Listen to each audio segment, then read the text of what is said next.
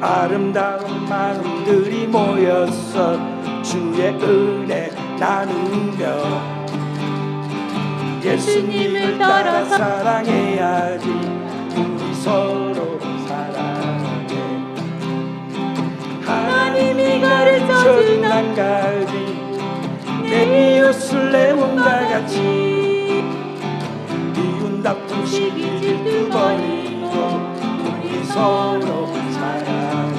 이 다음에 예수님을 만나면 우리 뭐라 말할까? 그때에는 부끄러움 없어야지. 우리 서로 사랑해. 하나님이 가르쳐준 한 가지, 내 이웃을 내 몸과 같이. 미운 다툼 시기 질투 버리고 우리 서로 사랑해. 하나님이 가르쳐준 한 가지, 내 이웃을 내 몸과 같이. 미운 다툼 시기 질투 버리고 우리 서로 사랑해. 너무 아쉽잖아요. 그래도 잠깐 동안 몸 푸셨죠? 네. 어디 가면 이거 할 수 있겠습니까? 자, 여러분들에게 하나님께서 아주 먼 옛날부터 우리에게 계획하시고 또 우리를 사랑한다고 말씀하고 계십니다. 아주 먼 옛날 우리 함께 찬양하겠습니다.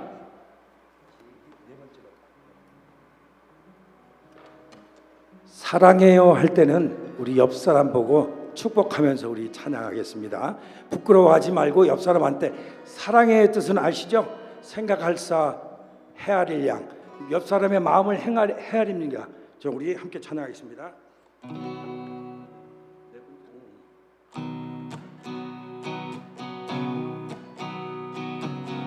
아주 먼 옛날 하늘에서 당신을 향한 계획이 있었죠. 하나님께서 바라보시며 좋았더라고 말씀하셨네. 이 세상 그 무엇보다 귀하게 나의 손으로 창조하였노라.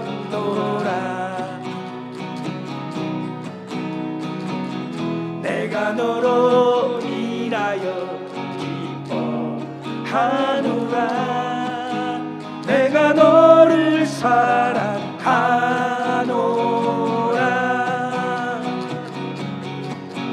옆 사람 사랑해요 사랑해요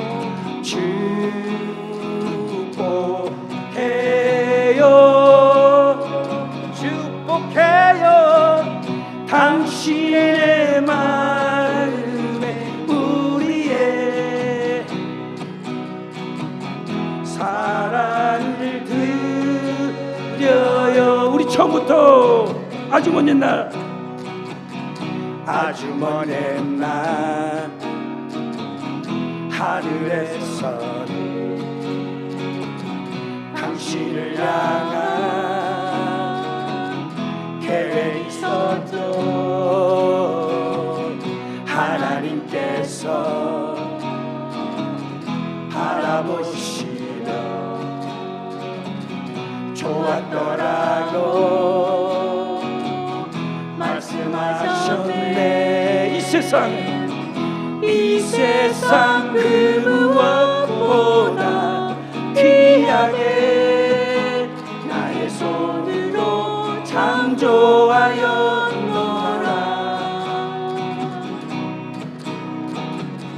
내가 너로 인하여 기뻐하노라. 내가 너를 사랑하노라.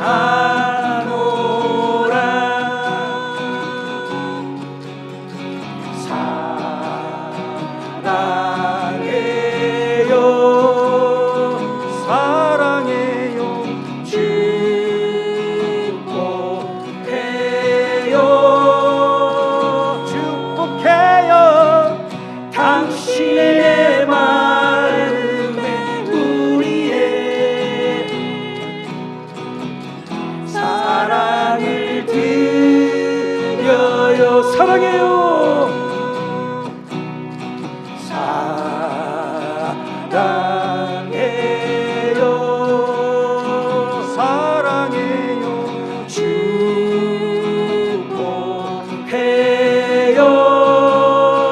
축복해요 당신의 마음에 우리의 사랑을 드려요 당신의 마음에 당신의 마음에 우리의 사랑을 드려요 사랑을 드려요 사랑을 드려요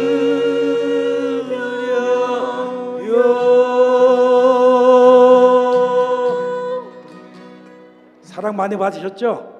오늘도 우리 양 박사님의 그 말씀에 아마 사랑이 담뿍 담겨 있는 줄 믿습니다. 자,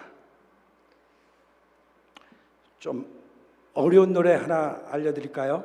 내가 소망하는 아버지 나라. 못 들어보셨죠? 저와 여러분이 소망하는 그 아버지 나라 우리 함께 찬양하겠습니다. 두 번째.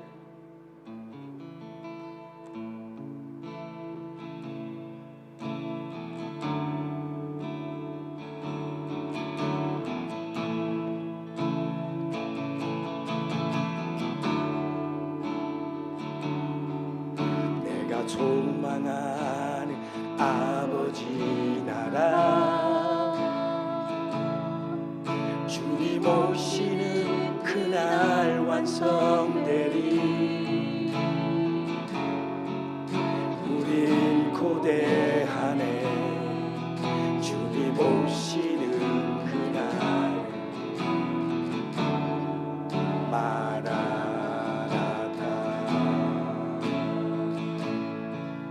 비록 부족한 바 슬픔 많아도 주를 알아갈 때 참 기쁨 있네 우린 기대하네 주님 오시는 그날 마라나타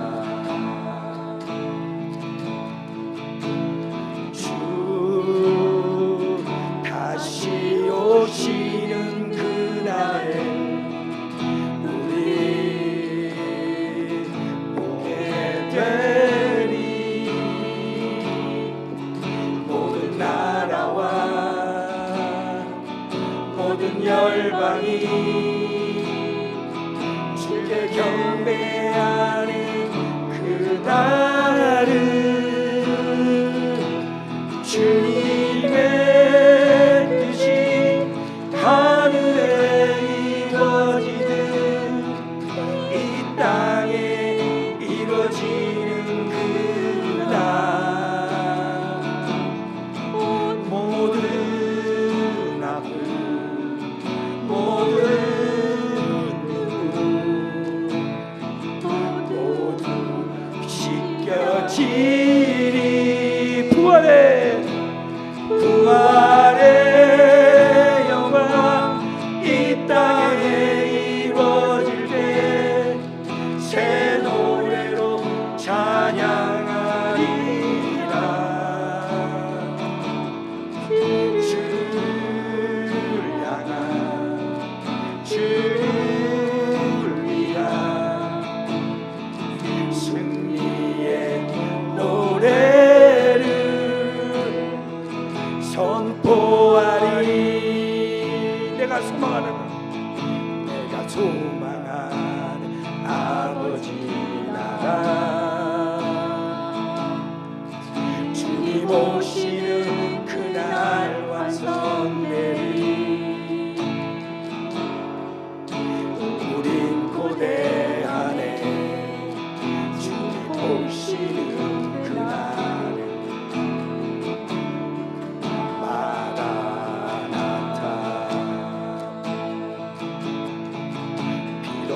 부족함과 슬픔 많아도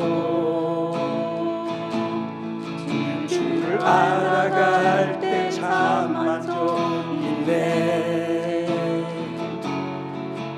우린 기대하네 주님 오시는 그날.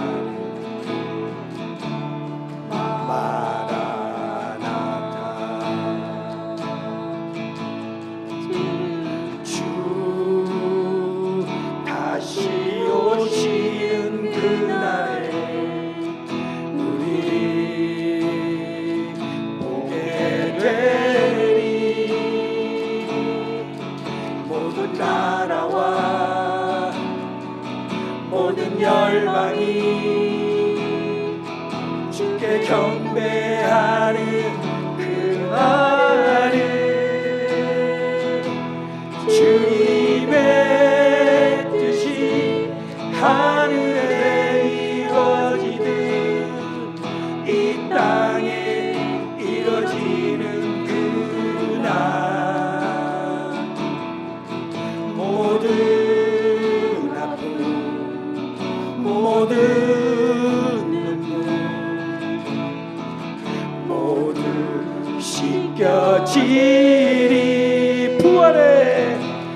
부활의 영광 이 땅에 이루어질 때 새 노래로 찬양하리라.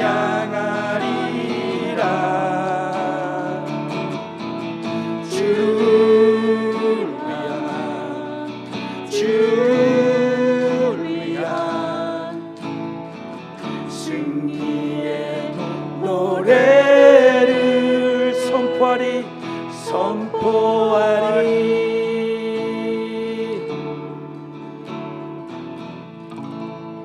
아멘. 여기까지 하겠습니다. 다 일어나서 첫 찬양 우리 주제곡 기도할 수 있는데 우리 함께 찬양하겠습니다.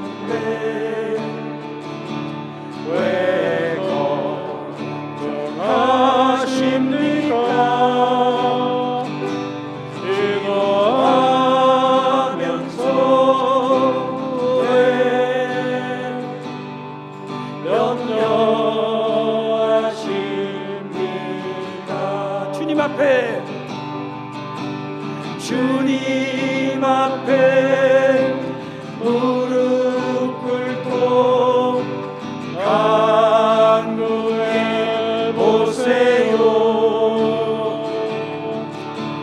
마음은 정결하게 뜻을 다하여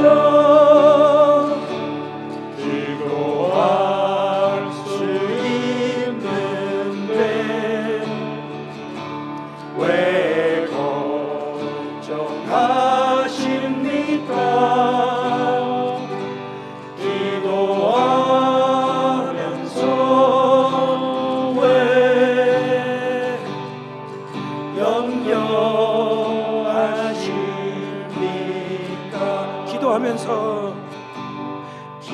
기도하면서 왜 염려하십니까?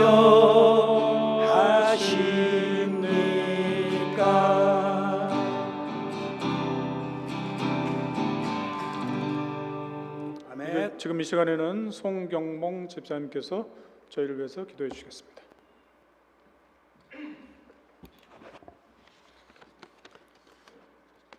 다 같이 기도하시겠습니다. 하늘에 계신 아버지 여호와 라파 치유의 하나님, 너희는 내게 부르짖으라 내가 내게 응답하겠고라는 말씀에 의지하여 치유를 사모하는 영혼들이 이 시간 주 앞에 나왔습니다. 지난 겨울에 혹독한 추위를 잘 견뎌낸 모든 나무와 꽃들은 저마다의 아름다운 색과 향기로 단장하고 힘을 내 하나님은 사랑이야 라고 말해주는 듯합니다. 우리의 죄와 허물로 혹은 이유를 알 수 없는 어떤 질병으로 고통의 삶, 겨울을 살아가고 있는 저희들도 오늘 선포되는 말씀을 통해 치유의 주님을 만나게 하시고 병든 육체와 마음과 영혼이 회복되게 하셔서 각자의 아름다움을 꽃피우는 봄을 맞이하게 하시옵소서. 예수님의 이름으로 감사하며 기도드립니다. 아멘.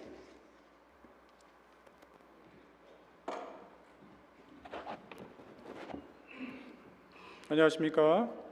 어느덧 우리 백퇴된 디톡스 힐링 캠프가 벌써 3일째를 맞고 있습니다. 여러분들 이제 처음 날은 사실 좀 많이들 오셨는데 저희가 시간이 지나다 보면은 조금 또 집에서 게을러서 인터넷으로 보시는 분들도 계시고 또 우리가 같이 하다 보면은 좀 자꾸 일들이 생기고 그래서 힘들 수가 있는데 어쨌든 처음부터 끝까지 지금 3번째 날까지 계속 참석하시고 또 여러 가지 말씀을 잘 들어주시는 분들 참 감사를 드립니다. 사실 말씀을 이렇게 1시간 반씩 앉아서 들으시는 게 쉬운 일은 아니에요. 그렇죠? 저도 저희 병원의 환자분들한테 좀 이렇게 오시기를 권하고 그랬는데 밤에 운전하기가 좀 힘드셔서 운전하고 가시면은 좀 그래서 힘드신 분들도 계시고 아마 인터넷으로도 보고 또 같이 감화를 받으시는 분들도 계실 것 같습니다. 이 기간을 통해서 우리 새로 오신 분들뿐만 아니라 저희 교회에 지금 출석하시는 저희 하늘 가족들도 같은 그 몸과 영혼의 치유를 경험하는 이 좋은 시간이 됐으면 좋겠다 그런 생각을 해보게 됩니다. 자, 그러면 말씀이 있으기 전에 저희가 특창을 좀 해드리겠습니다.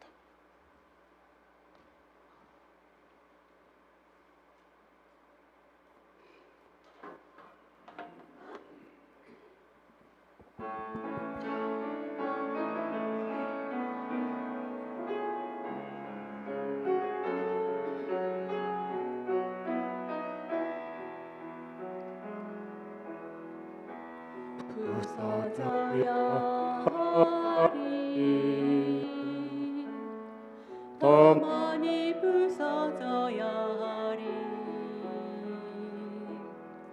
인생의 욕심이 하얗게 부서져 소금이 될 때까지 씌어져야 하리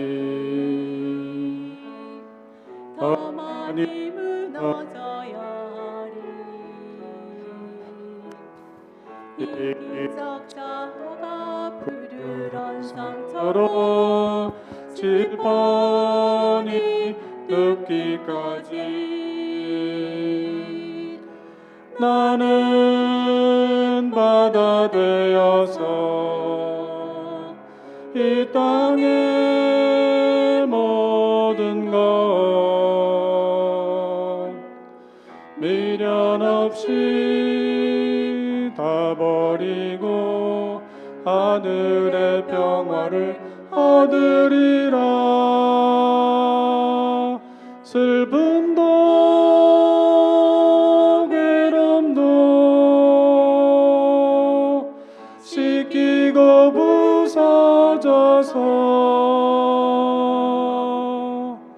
맑고 깊은 바다 되어서 모든 부패를 삭히어 주는 맑고 깊은 바다 되어서 그 영혼의 바다에 사랑의 별 하나 뜨게 하리.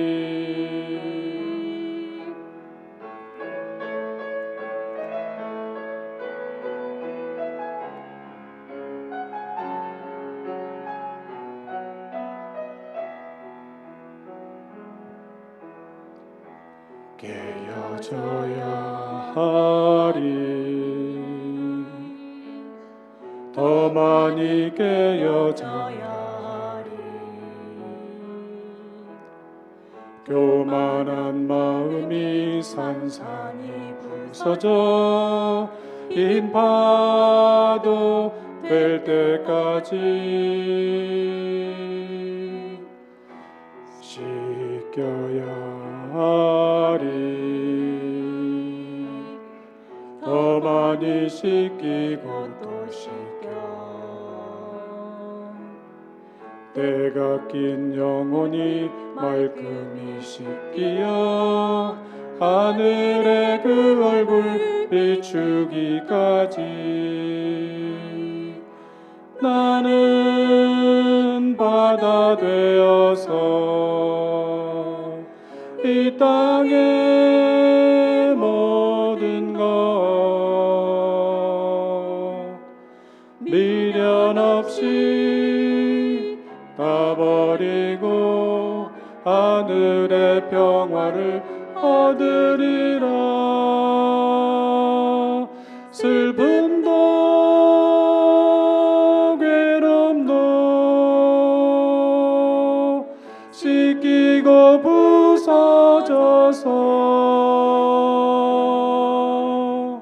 맑고 깊은 바다 되어서 모든 부패를 삭히어 주는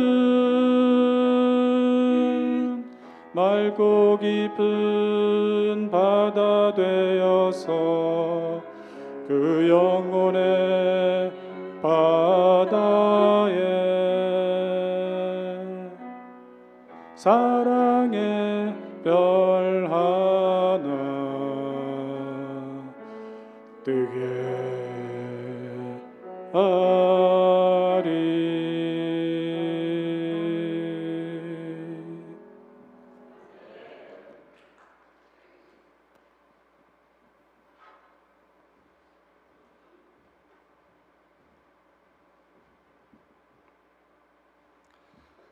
안녕하십니까? 아름다운 득창 감사드립니다. 벌써 3일이 되었지요? 작심 며칠이라는 말이 있어요? 3일이라는 말이 있습니다.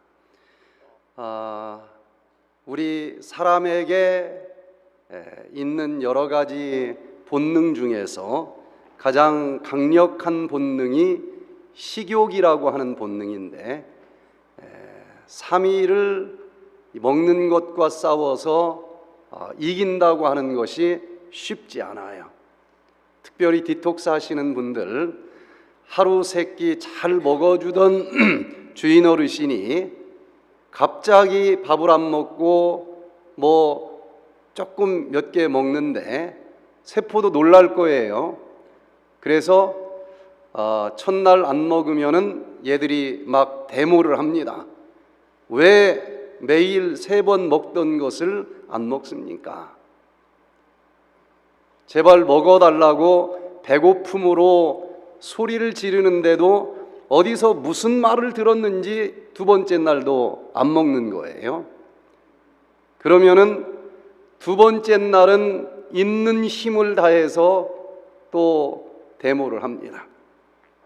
3일째까지 몸부림을 치다가 대부분의 사람들은 거기서 포기하고 집에 가서 냉장고에 예전에 삶아놨던 계란을 하나 까먹는 사람들이 많아요. 벌써 까먹은 사람 있는지도 모르겠어요. 그런데 그 작심삼일을 믿음으로 견디어 나가면은 무슨 일이 있는지 평생에 한 번도 그 놀라운 경험을 하지 못하고 사는 사람들이 있는데, 3일 지나면은 세포가 4일째 오늘 마지막으로 한 번 더 데모를 할까? 배고파 죽겠는데 3일 해봤는데 도대체 먹을 기미가 보이지 않으면 세포도 생각보다 똑똑합니다. 괜히 먹지도 않을 거 힘 빼지 말고 생각을 좀 바꾸자 하고 아랫배를 쳐다보니까 여기 옛날에 쓰고 남은 지방이 너무나 많은 거예요. 탄수화물만 에너지가 있느냐? 밥 안 먹어줘도 여기 축적된 지방을 에너지로 바꾸어서 쓰겠다.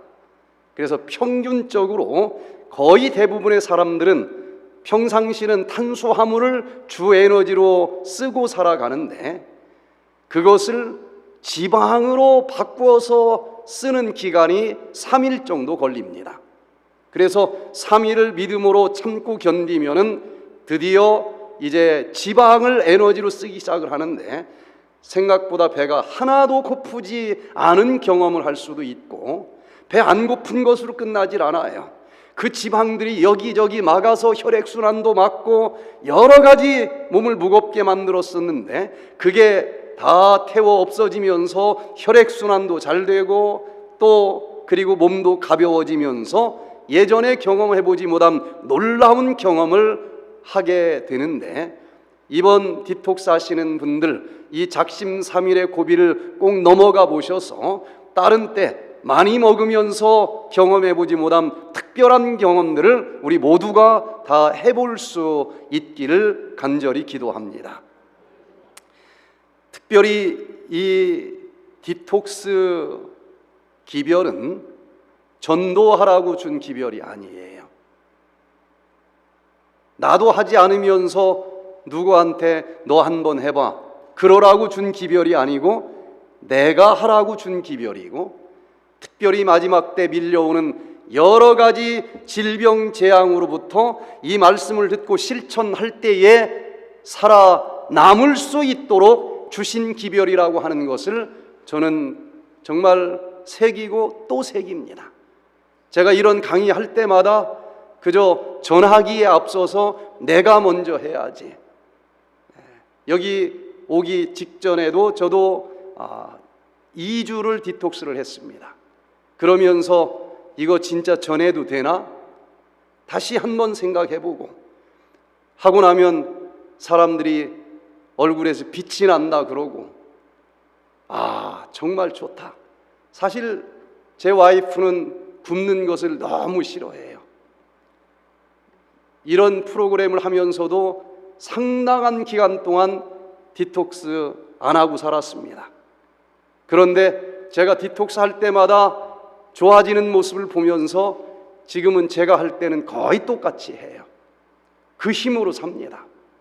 특별히 첫날 저녁에도 살펴봤지만 예수님께서 이 땅에 오시기 직전에 어떤 징조가 있겠습니까? 제자들이 물었을 때에 큰 지진이 있을 것이고 기근이 있을 것이고 전염병이 있을 것이다. 그러면 그런 징조들이 밀려올 때에 온몸이 죄와 독소로 더러워진 상태에서 나를 만나려고 하지 말고, 그때 모든 영육의 독소를 다 정결하게 씻어 버리면서 영혼뿐만 아니라 몸까지 흠없는 모습으로 내가 너희들 만나기를 원한다. 그런데 지금 여러 가지 징조들을 볼 때에 마지막 때 의학이 발달되면 백신이 막 만들어지면은 적어도 그까지 보잘것없는 박테리아, 바이러스에 의해서 이 온몸이 염증으로 썩어 죽지는 않겠지 하는 믿음들을 갖고 있겠지만은 갈수록 내성균이 많아져 가면서 예언한 그대로 전염병이 전 세계를 뒤덮고 있지 않습니까? 여기 빨간 점이 찍혀 있는 데마다 코로나19로 많은 사람들이 죽은 나라예요. 어쩌면 의학이 많이 발달된 나라에서 더 많이 죽었는지도 몰라요. 그런데 코로나로 감염된 사람들이 6억 9천만 명이나 되는데 힘들게 살아남은 사람들도 있지만은 우리가 아는, 정말 알고 있는 친한 사람들도 벌써 여러 명이 사망한 것을 우리는 알게 됩니다. 9천만 명이나 죽었어요. 감염되고 몇 프로나 죽었나 계산해 보니까 1% 정도가 죽었습니다. 그것만 가지고도 세상이 뒤집어졌어요. 그런데 지금 밀려오고 있는 조류 독감은 그보다 훨씬 더 치명적인 사망률을 갖고 우리를 공격하고 있습니다. 이것이 어느 한 지역에서만 끝날 것이 아니라고 전문가들은 이야기하고, 전 세계를 뒤덮는 팬데믹으로 이것이 발전하는 것은 시간 문제에 지나지 않는다, 그렇게 입을 모으고 있습니다. 특별히 1% 정도만 죽는 것이 아니고 지금 유행하고 있는 조류 인플루엔자에 걸리면 52%가 사망을 하는 것으로 밝혀지고 있습니다. 2사람 중에 1사람이 죽는 거예요. 이렇게 갈수록 여러 가지 전염병들이 기승을 부린다라고 하는 예언이 있었고, 지금 그런 시대가 되었는데, 예수님께서는 이 전염병으로부터 염증 하나 없이, 흠집 하나 없이 마지막 주님이 오실 때에 영과 혼과 몸이 흠없이 보존된 상태에서 만나기를 원한다, 그렇게 말씀하셨으니 병원균이 가득 찬 이 땅덩어리에 살면서도 영과 혼과 몸까지 염증 하나 없이, 흠집 하나 없이 살아남을 수 있는 방법을 가르쳐 주셨을 것 아니겠습니까? 특별히 성령의 감동하심을 입어서 마지막 시대에 어떤 상황들이 밀려올 것이고, 그때 무엇을 먹고 어떻게 하면은 그런 질병으로부터 안전하고 건강하게 살아갈 수 있을지, 영감을 받은 글 음식물에 관한 권면에 보면은 자세히 기록이 되어 있습니다. 전 30여 년 전부터 그것을 교과서로 해서 가는 곳마다 이렇게 먹자, 이건 먹지 말자 강의를 하고 다녔는데, 지난 10년, 15년 사이에 우리 몸속에 어떤 병원균들이 서식하고 있는지, 어떤 미생물들이 살고 있는지를 자세히 볼 수 있는 진단 능력이 발달되면서 몸속에 있는 미생물의 세계가 밝혀지고 있고, 그 중에서 먹으면 우적우적 뭔가를 먹어서 내 몸에 해로운 독소들을 만들어내는 이 부패균, 유해균은 어떤 것을 먹을 때 좋아하고, 내가 먹은 음식을 먹어서 뭔가 대사산물을 만들어내는데 내 몸에 이로운 물질을 만들어내는 유익균도 있다고 하는 것인데, 이것들이 무엇을 먹어야 내 몸에 좋을 수 있는지 많은 연구 결과들이 발표가 됐어요. 그런데 놀라운 것은 그 증언의 기별대로 전한 어떤 한 가지도 바뀌지 않고, 현대의학의 많은 논문들은 맞다, 그렇게 먹어야 마지막 날 질병과의 싸움에서 살아남을 수 있다라고 확증을 해주고 있는 것을 보게 됩니다.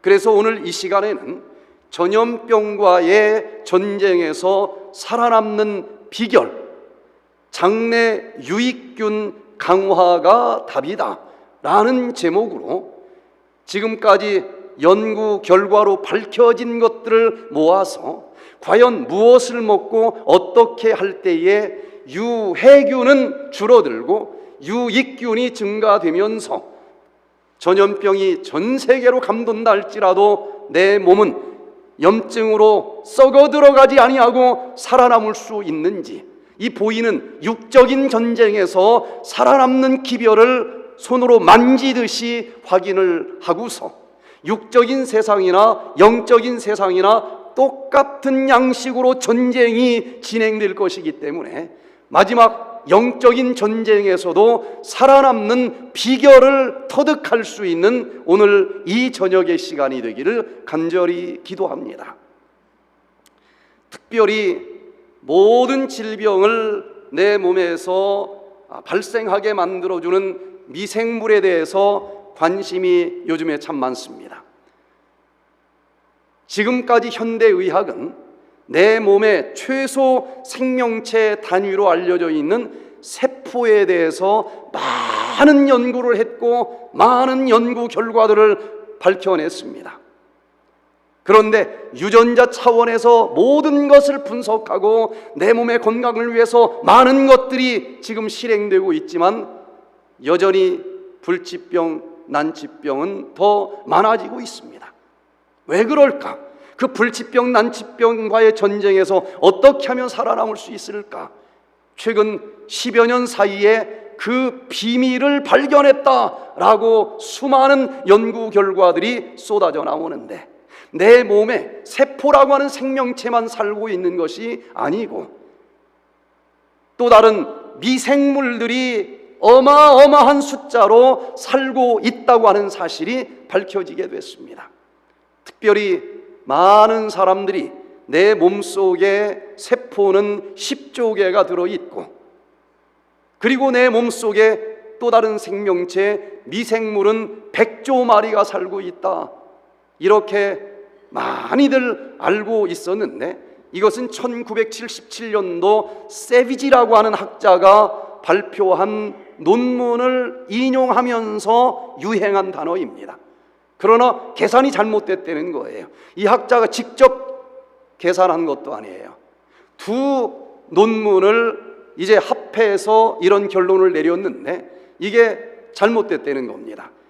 2016년도에 란 샌더라고 하는 학자가 플러스 바이올로지에 발표한 연구 결과를 보면은 예전에는 그냥 추상적으로 계산한 숫자였었고 이걸 현대의학의 데이터를 가지고 구체적으로 계산을 해보니까 사람 몸속에 있는 세포는 70세 건강한 남성을 기준으로 했을 때의 세포는 평균 30조 개가 들어있고 그리고 우리 몸속에 들어있는 미생물은 38조 마리가 들어있다라고 얘기를 합니다. 결과는 달라지지 않아요. 생각한 것보다도 내 몸의 생명체 세포 숫자보다도 내 몸에 살고 있는 미생물이 더 많이 살고 있다라고 하는 것은 변함이 없지만 이렇게 정확한 수치가 지금 발표가 되면서 미생물들의 세계에 대한 비밀들을 밝혀내고 있습니다.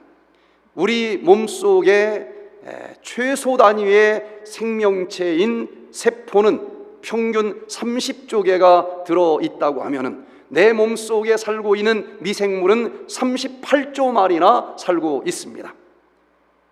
이 미생물의 유전자가 어떻게 돌연변이가 생겼느냐에 따라서 내 몸의 건강 상태에도 영향을 받을 수밖에 없는 것입니다.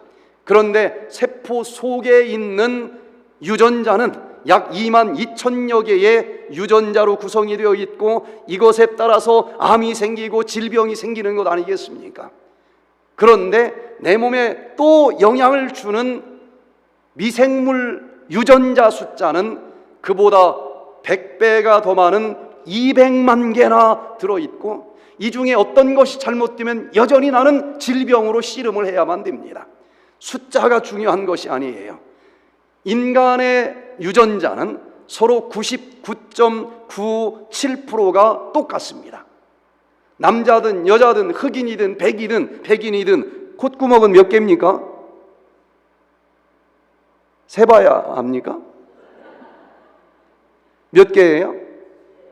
혹시 세 개인 사람 봤습니까? 99.97%는 다 두 개입니다.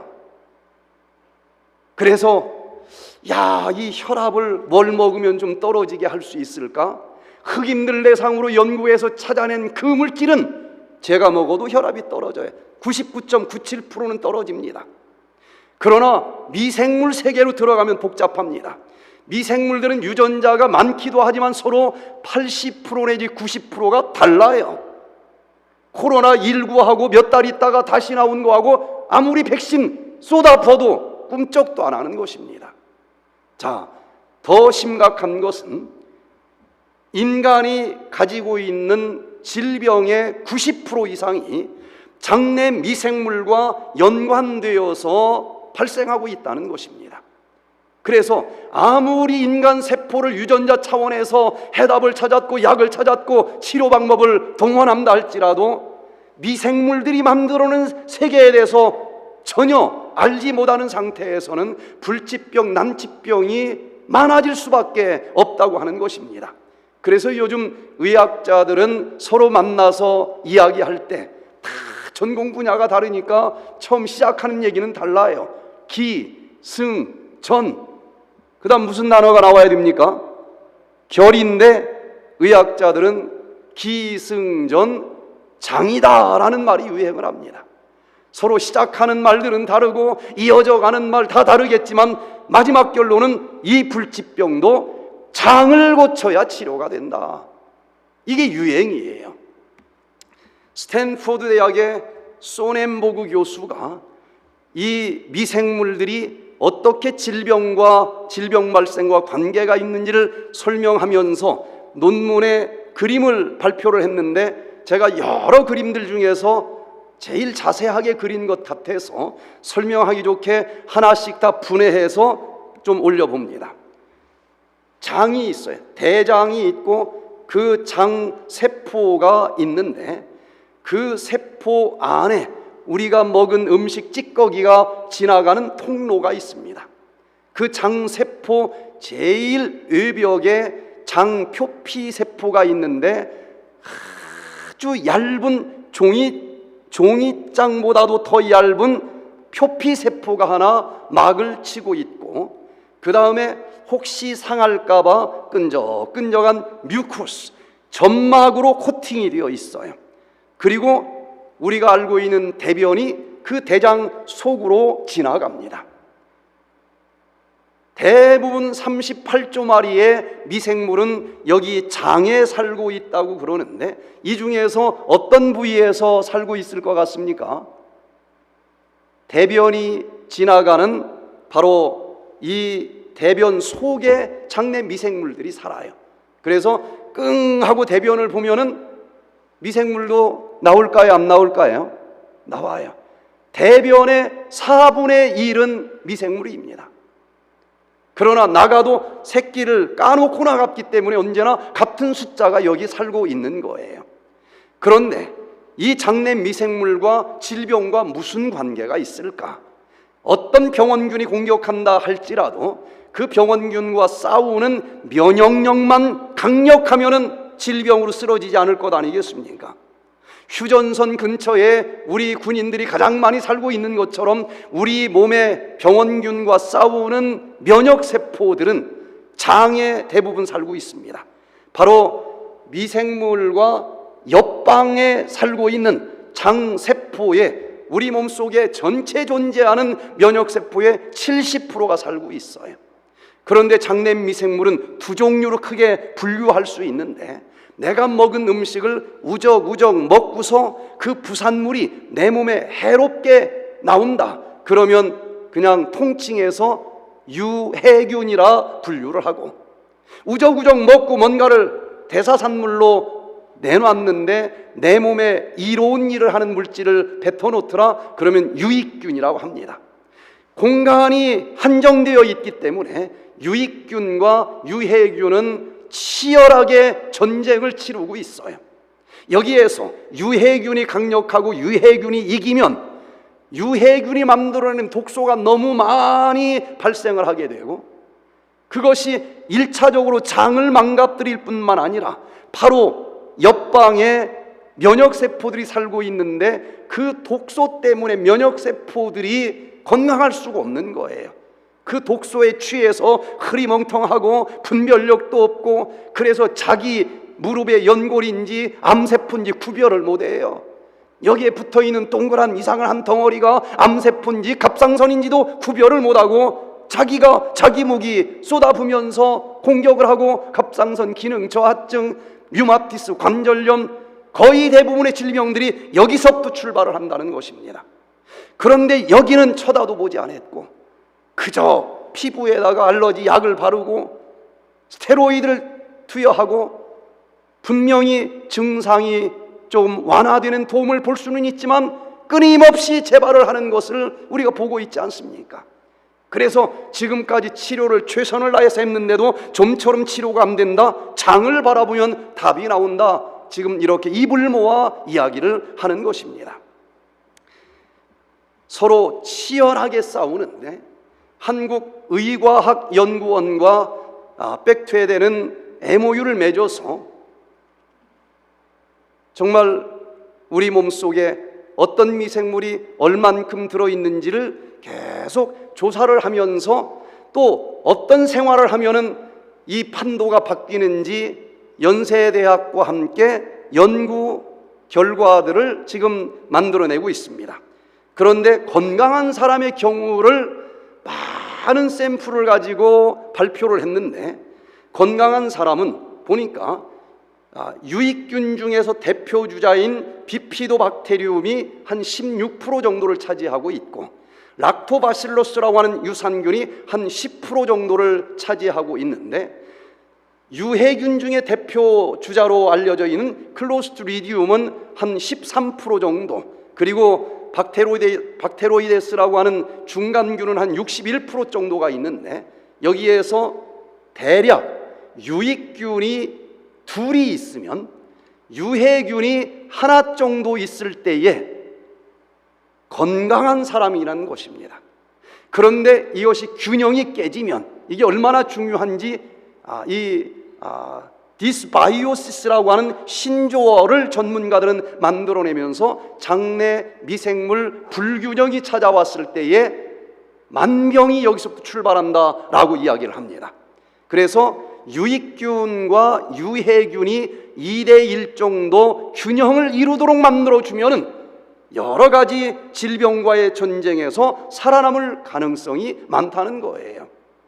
그런데 이게 유해균이 너무 많아지고 유익균은 그만큼 적어졌을 때에 여러 가지 질병들이 생기는데 그렇게 유익균이 적고 유해균이 많아진 불균형 상태에서 여러 논문들을 모아보면은 면역세포가 그 독소에 취해서 분별력을 잃어버리고 자기 몸을 공격하면서 찾아오는 자가면역계통 질병이 여기서부터 출발한다는 것입니다. 아토피, 천식, 알레르기, 갑상선 기능 저하증, 이런 여러 가지 질병들이 장내 미생물 불균형에서 출발을 한다고 이야기를 합니다. 또 이 장내 미생물 불균형에서부터 해독의 장기인 간이 또 나빠질 수 있는데 비알코올성 지방간, 간염, 간경화증, 간암, 여기 장에 있는 이 미생물들과 간이 문맥을 통해서 고속도로로 연결되어 있어서 장, 간 연결축 이론을 주장하고 있습니다. 또 장에 나쁜 독소들이 많이 발생을 하면은 장이 망가진 것은 뻔한 걸 거예요. 입맛까지도 얘들이 미생물이 주관한다고 얘기를 합니다. 야, 오늘 짜장을 먹을까 짬뽕을 먹을까, 이거 고민해 보신 분들 있습니까? 한참 머리 굴리고 고민하다가 짜장 주세요 그러는데 자기 머리가 결정한 게 아니에요. 연구 결과는 이 속에 살고 있는 미생물이 짜장 먹고 싶다고 말해라 그렇게 했다는 겁니다. 왜 나는 남들보다 안 먹는데 이렇게 살이 있죠? 뚱보균이 그렇게 만든다는 거예요. 여기를 알지 못하면 건강을 이야기할 수가 없다는 것입니다. 과민성 대장 증후군, 크론병, 궤양성 대장염, 대장암, 이 모든 것들이 장내 미생물과 관계가 있다는 겁니다. 또 장, 뇌, 연결축 이론을 발표하면서 장에서 만들어낸 그 대사산물들이 미주신경을 타고 고속도로로 뇌세포에 들어가 축적이 되는데 바로 이 도파민을 만들어내는 이 흑색질 부분에 장내 미생물 때문에 잘못 접힌 알파 시누클레인이라고 하는 단백질이 축적이 되면은 도파민이 제대로 만들어지지 않으면서 파킨슨이 온다는 거예요. 지금까지 파킨슨은 뇌에 관계된 약들만 이런저런 것으로 발견을 하면서 투여하고 있는데 부작용 없는 약이 하나도 없습니다. 내성이 있어요.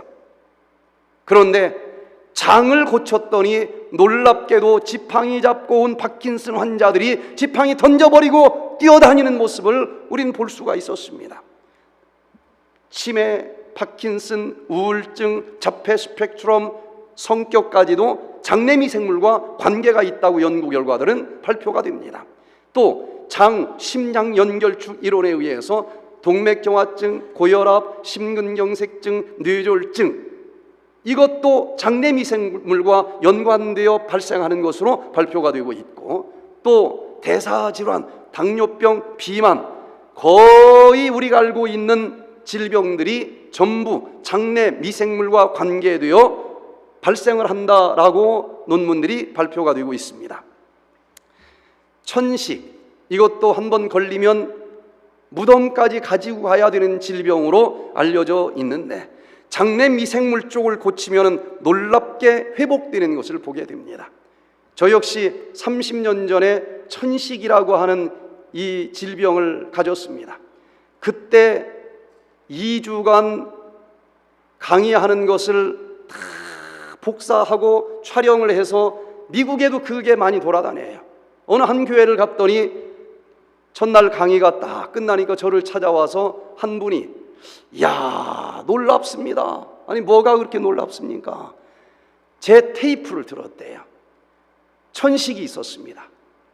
다른 때는 기침을 크게 몇 번 하면 좀 풀어지기도 하는데 이게 몇 년 동안 돌아다닐 테이프인지도 모르잖아요.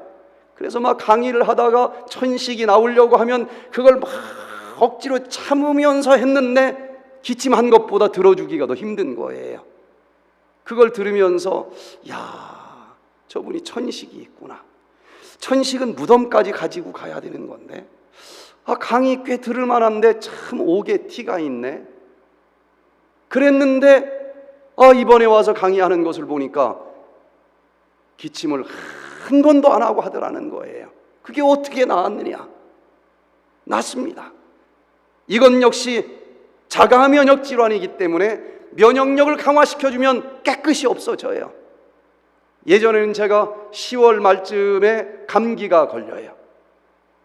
일주일이면 감기는 사라집니다. 그런데 뒤끝이 있어. 마른 기침이 3월 달까지 계속됩니다. 강의하는 사람에게는 이게 얼마나 치명적인 질병인지 몰라요. 그런데 요즘에는 감기가 거의 들지 않습니다. 면역력을 높여주면 되는 거예요. 권명숙 씨가 이 백투에 된 힐링 프로그램에 찾아왔습니다. 천식이 있고 콧물이 있는데 이분은 고개만 숙이면 콧물이 줄줄줄 쏟아져요. 첫날 1시간 뒤에 앉아서 강의를 듣는데 클리넥스 거의 반 통을 다 쓰는 겁니다. 계속 콧물이 끊임없이 나와요. 이것 때문에 얼마나 고생하면서 사는지 모른다는 겁니다. 그런데 콧물 때문에 참 힘들었는데 좋았던 적이 딱 한 번이 있대요. 아니 콧물 나는 것 때문에 좋을 일이 있을까요? 도대체 뭐가 좋을까 하고 들어봤더니 추석 명절인데 그때 반찬은 누가 만들어야 돼요? 며느리가 만들어야 되잖아요. 그런데 도마에다가 딱 반찬을 놓고 고개를 숙였는데 콧물이 쭈르륵 떨어진 거예요. 그걸 시어머니가 봤네. 야야야, 너 그냥 들어가 쉬어라. 아이고 어머니, 그래도 제가 어떻게? 아니 그냥 들어가서 쉬라니까. 그래서 동서들 막 하루 종일 고생을 하는데 두 발 쫙 뻗고 TV 보면서 놀았던 그때가 제일 좋았다는 거예요. 그런 나머지는 너무나 힘들었어. 그런데 일주일 동안 이 면역력을 높이는 여러 가지 이제 생활 습관을 실천하면서 드디어 천식이 사라지고 콧물이 딱 없어졌어요. 그래서 저희 주방에 들어와서 이 주물주물 반찬을 만들어도 괜찮다라고 허락을 받아서 반찬 만들었는데 제가 이날 먹었을까요? 안 먹었을까요? 맛있게 먹었습니다. 콧물이 싹 사라졌어요. 자, 그러면은 이 장내 미생물 불균형으로부터 모든 질병 시작한다는 것인데, 어떻게 이것을 다시 회복시킬 수 있을까? 유해균은 줄어들게 하고 유익균은 많아지게 하면은 이 질병과의 육적인 전쟁에서 우리가 살아남을 수가 있습니다. 연구 결과 7가지만 요약해서 말씀을 드리겠습니다. 첫 번째, 항생제를 멀리하라는 것입니다. 항생제는 정말 인류의 질병과의 전쟁에서 최고의 우군인 줄 알았어요. 이것 때문에 죽을 사람이 살아난 경우 많습니다. 그러나 내성 문제를 아직도 해결하지 못했어요. 그래서 사실은 이 약을 많이 먹은 사람일수록, 많이 쓰는 나라일수록 슈퍼박테리아, 내성균이 더 많아집니다. 이것이 들어오면 어떤 약도 듣지 않아요. 염증이 생기는데 방법이 없어요. 그래서 썩어서 죽습니다. 앞으로 이 내성 문제 때문에 이 전염병이 전 세계적으로 도는데 그냥 눈 뻔히 뜨고 다 썩어서 죽는 질병들이 많을 것이다. 악하고 독하고 헌대가 나타날 것이라고 7장에서 강조하고 있는데 그 시대가 지금 왔다는 것입니다. 특별히 여기 Trends in Microbiology 2018년 9월 달에 고려의과대학의 김희남 교수님이 발표한 연구 결과를 보면 이게 어떻게 번역을 해야 되는지, stringent response, 번역이 좀 어려워요.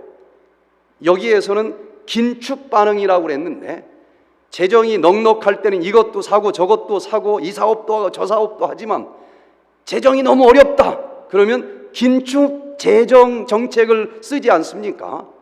확장할 때가 아니에요. 가능하면 절약합니다. 그냥 안 죽고 살아남으면 잘하는 거예요. 마찬가지로 항생제가 몸속에 들어오면 이 미생물들도 긴축 반응을 일으킨다는 것입니다. 그래서 어떻게 해서든지 살아남으려고 몸부림을 치는데, 항생제가 들어오면 유익균도 죽고 유해균도 죽어요. 그런데 긴축 반응을 하면서 그 중에 몇 마리는 살아남습니다. 그런데 유익균이 살아남는 것보다는 모진 유해균이 살아남는 경우가 많아요. 내성균으로 유전자를 조금 바꾸면서 살아남는 것입니다. 그러면은 그 다음부터는 그 항생제 투여해도 이 내성균은 안 죽어요. 그래서 항생제를 계속 투여하다 보면은 유익균은 점점점 줄어든다고 하는 것이 결론입니다. 그리고 유해균이 유전자를 좀 바꾸어서 살아남은 돌연변이 내성균이 온몸을 차지하면서 나중에는 어떤 약을 먹어도 좀처럼 듣지 않는 그런 상태가 오기 때문에 이 항생제를 정말 필요할 때 말고는 가능하면 안 쓰도록 할 필요가 있다. 많은 논문들이 이렇게 나옵니다. 자, 그래서 나는 항생제 안 먹는데 괜찮겠지. 그래도 안전하지 않습니다. 이 Journal of Clinical Investigation, 이 논문 2014년 10월 달에 발표된 연구 결과를 보면은 여기에 있는 그림 한 장을 가지고 설명을 좀 해보겠습니다. 자, 여기 보면은 이 내성균이 수평 이동을 하는 문제가 있다는 거예요. 지금 항생제가 공장에서 생산이 되는데 그 전체 항생제 중에 거의 80%는 가축에게 사용되고 있습니다. 내가 안 먹으니까 막 쏘는 거예요. 닭 키우는데, 돼지 키우는데 그냥 태어나면서부터 항생제를 음식에 섞어서 넣습니다. 그러니 이 가축 속에 사는 미생물들 중에서 내성균이 만들어지게 되어 있습니다. 그 고기를 먹는 사람들의 경우에는 내성균이 고기와 함께 사람에게로 들어오겠죠. 날 것으로 먹으면 더 확실하게 들어올 것이고, 난 그래도 삶아서 먹는다. 삶아서 먹어도 내성균의 유전자는 단백질은 삶아도 단백질입니다. 그대로 들어옵니다. 그러면 내 몸속에 있는 유익균 속에 그 내성균 유전자가 들어가는데 여러 가지 경로가 확인이 됐어요. 첫 번째는 접합, conjugation, 그 내성균 유전자가 들어간 그 균이 정상적인 균과 서로 뽀뽀를 하면서 전달이 되는 것이 확인이 됐다는 거예요. 또 두 번째 방법은 내성균에게 탁 침을 꽂아서 모기가 피 빨아먹듯이 박테리오파지가 빨아먹는데 그때 내성균 유전자도 같이 빨아먹는다는 거예요. 그 다음 날아가서 정상적인 균을 또 빨아먹으면서 내성균이 또 들어가는 형질 도입 방법으로 수평 이동을 하기도 하고, 또 완전히 믹서기로 갈았는데도 내성균 유전자가 떠다니다가 정상적인 균 속으로 그 내성균 유전자가 들어가서 내성균이 또 될 수 있다는 것입니다. 안전하지 않아요. 최대한 아는 한은 멀리 해야 될 필요가 있다는 것입니다. 백투에덴 힐링 프로그램에 결핵성 뇌농양에 걸리신 분이 오셨어요. 중풍인 줄 알았답니다. 쓰러졌는데 한쪽 팔다리를 못 써요. 병원에 가서 찍어보니까 중풍이 아니고 여기 뇌 한가운데 주먹만한 농양이 발견이 된 거예요. 고름덩어리가. 그런데 균 검사를 해보니까 결핵균이에요. 그래서 어떤 치료를 했을까요? 결핵균 죽이는 항생제 6개월을 투여를 했어요. 이게 보통 독한 게 아니지 않습니까? 먹다가 이제 더 이상 못 먹겠습니다. 그랬더니 내성 생기기 전에 6개월 동안은 먹어야 된다. 못 먹겠다. 그랬더니 고기를 먹어서라도 버텨야 된다. 고기를 먹었대요.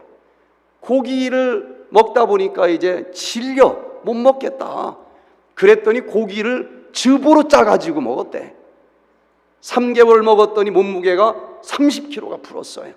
3개월 만에 30%가 불어버리니까 피부가 터져. 아기 날 때 터진 것처럼 온몸이 가려워가지고 도저히 이젠 죽어도 못하겠다. 그러고서 힐링센터에 왔어요. 뭐 못 먹겠다고 했으니까. 그래서 면역력을 높여주는 이 모든 것들을 했습니다. 딱 3개월을 했는데 3개월 만에 모든 피부가 다 나았고, 그리고 팔다리가 다시 움직이고, 집에 가서 있다가 1년 뒤에 왔는데 못 알아볼 정도로 사람이 변했어요.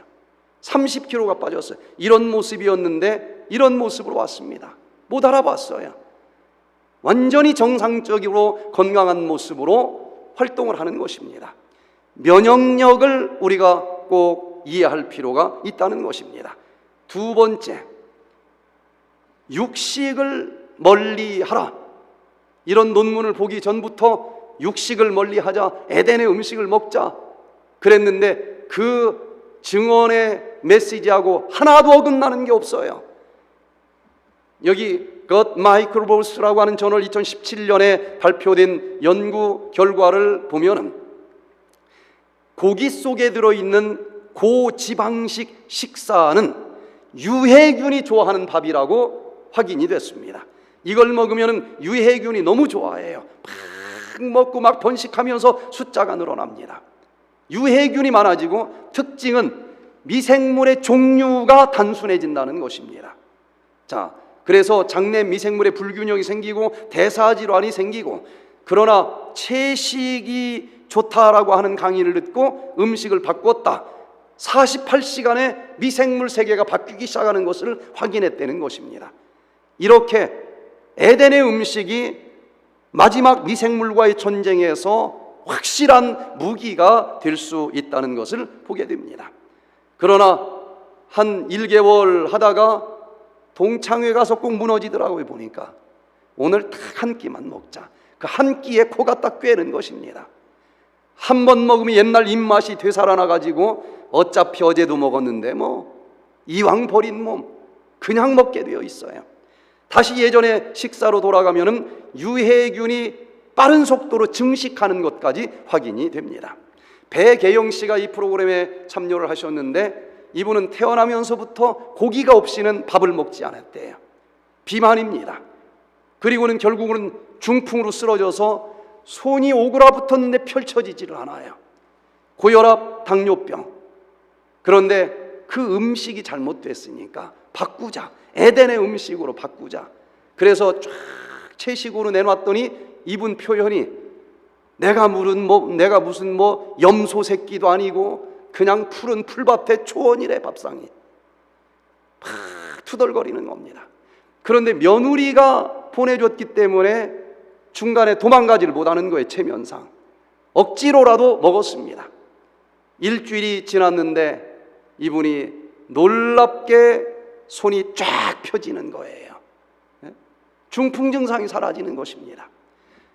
그저 예전에는 고기는 콜레스테롤 많고 혈관을 또 좁게 해서 그게 결국은 막혀가지고 그런 병이 생겼고, 채식을 했더니 그 속에는 항산화제가 쫙 산화 콜레스테롤을 씻어주고 혈관을 청소해주니까 신선한 산소, 영양분이 다시 공급되면서 되살아났겠지. 요 정도 설명을 했었는데, 요즘에는 장내 미생물들 중에서 고기를 먹었을 때 유해균이 그렇게 많이 증가됐고, 유해균이 만들어낸 독소들에 의해서 이 콜레스테롤이 바로 이 혈관에 달라붙게 만들어주는 구체적인 메커니즘들이 규명이 됐는데 그걸 안 한 거예요. 그리고 채식을 했더니 그 속에 있는 섬유질은 또 유익균이 그렇게 좋아한다는 것입니다. 단쇄 지방산을 만들면서 혈관벽을 튼튼하게 만들어준다는 거예요. 터지지 않는 것입니다. 6,000년 전에 가르쳐 주신 그 건강 기별이 현대의학에 의해서 구체적으로 세밀하게 이것이 인간을 위한 최고의 음식이었다라고 증명해 주는 시대에 살고 있는 것을 인해서 감사드리시기를 바랍니다. 세 번째, 채식을 하시기를 바랍니다. 여기 2016년도에 뉴트리션 리뷰에 발표된 연구 결과를 보면 채식을 하는 사람들은 육식을 하는 사람들에 비해서 미생물의 종류가 굉장히 다양합니다.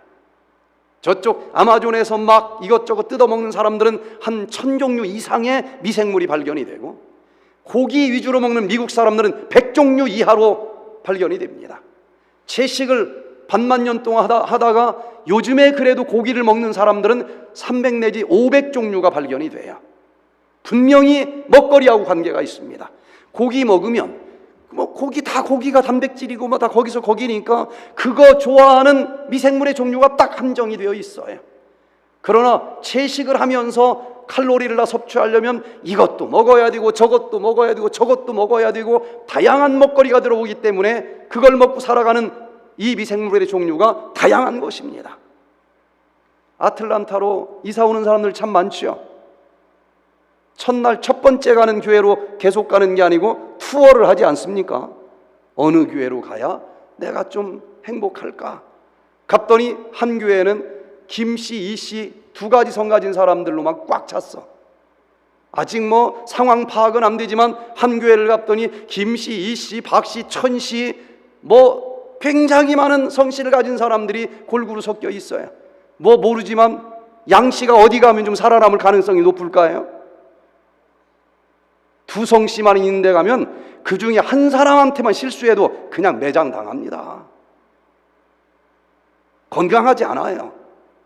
그러나 골고루 있는 데서는 어긋나봤자 100분의 1, 10분의 1이니까 살아남을 가능성이 많아요. 장내 미생물로 연구 결과는 종류가 다양할수록 이런저런 환경이 와도 그 중에 어떤 놈은 살아남을 수 있도록 힘을 주기 때문에 건강한 것으로 발표가 됩니다.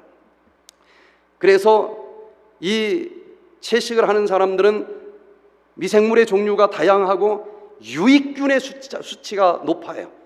왜? 얘들은 섬유질을 주로 먹고 산다는 것이 밝혀졌습니다. 그래서 이 섬유질은 유익균의 주 밥이기 때문에 통곡류, 채식 위주의 식사를 하게 될 때에 그 섬유질 때문에 유익균이 강화되면서 면역력이 증가되고 여러 가지 질병을 치료할 수 있다라고 발표가 됩니다. 이 모든 것을 만드신 하나님께서 창세기 1장 28절에 인간이 무엇을 먹어야만 되는지 분명한 메뉴를 가르쳐 주셨는데, 씨 맺는 모든 채소와 씨 가진 열매 맺는 모든 나무를 너희 식물로 줬다. 이 메뉴를 아무리 이리저리 해석을 해도 고기가 들어갈 여지가 있어요, 없어요? 생선이 들어갈 여지가 있습니까, 없습니까? 없어요. 그래도 내가 고기는 안 먹겠는데 생선은 먹어도 괜찮죠? 이 질문을 제가 굉장히 많이 받습니다. 백투에덴 유튜브 백투에덴.kr을 들어가 보시면 그 생선이 지금 얼마나 해로운지 최신 연구 결과로 여러 편 올려놨어요. 미세 플라스틱 덩어리입니다. 여기 메뉴에는 들어있지 않아요. 해롭습니다. 마지막 전쟁에서 살아남으려면 이 메시지를 잘 이해하고 이 권고대로 실천해 보시길 바랍니다. 김요한 의사 선생님이 이 프로그램에 오셨어요. 이분은 피부과 전문의십니다. 그런데 이 화장실만 가면은 배가 아프고 빨간 피가 나오는 거예요. 병원에 가야 되는데 안 갔답니다. 왜 안 갔을까요? 가면은 큰 병 걸렸다고 할 것 같아서 안 갔대. 의사도 사람입니다.